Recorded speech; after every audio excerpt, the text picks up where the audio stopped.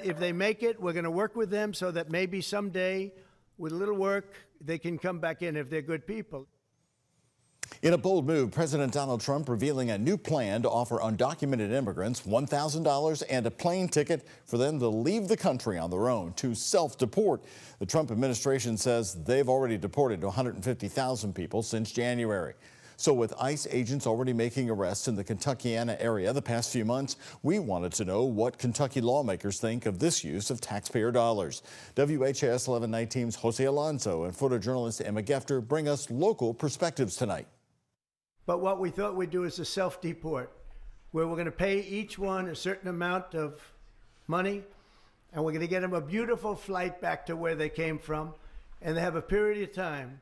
The Department of Homeland Security and President Donald Trump announced a first-of-its-kind deal for the undocumented community across the nation. We spoke with Kentucky state representatives from both parties about how offering non-citizens $1,000 to self-deport could impact the state. Everybody in Louisville, all of the people that I've talked to, everybody in the immigrant community is living in a constant state of fear and uncertainty because they don't know what's going to change tomorrow. Democratic state representative and immigration lawyer Nima Kulkarni of Louisville says this proves the impossible nature of President Trump's promise of mass deportation. She says it's taken away the American dream. These people want opportunities, they want to work hard.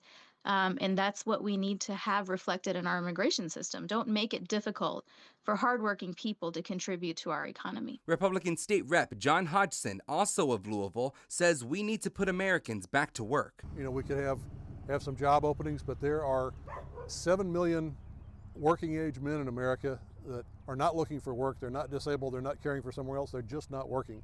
And if our economy is going to work, we've got to get those people back to work so there's people to fill jobs. He also believes undocumented residents are also straining public systems. So the legal immigrants and the U.S. citizens are paying the taxes to support the ones who are breaking the law, and that's just not right. Trump also says those who take this initiative to self-deport through the CDP Home app could get a pathway to coming back legally. There's no way that our system is set up to track somebody who's left. We may have some record of their entry and exit if they have been inspected, but if they just leave, we don't have a record of them. He sometimes says some things that shock people, but he follows up on it. He follows through. Different perspectives coming from Frankfurt on how and who should be in the bluegrass state. In Louisville, Jose Alonso, WHAS 1119 on your side. Hodgson also calls this a cost-effective strategy within immigration policy. Kulkarni says this effort shows the president's administration has moved past their campaign promise of only targeting criminals.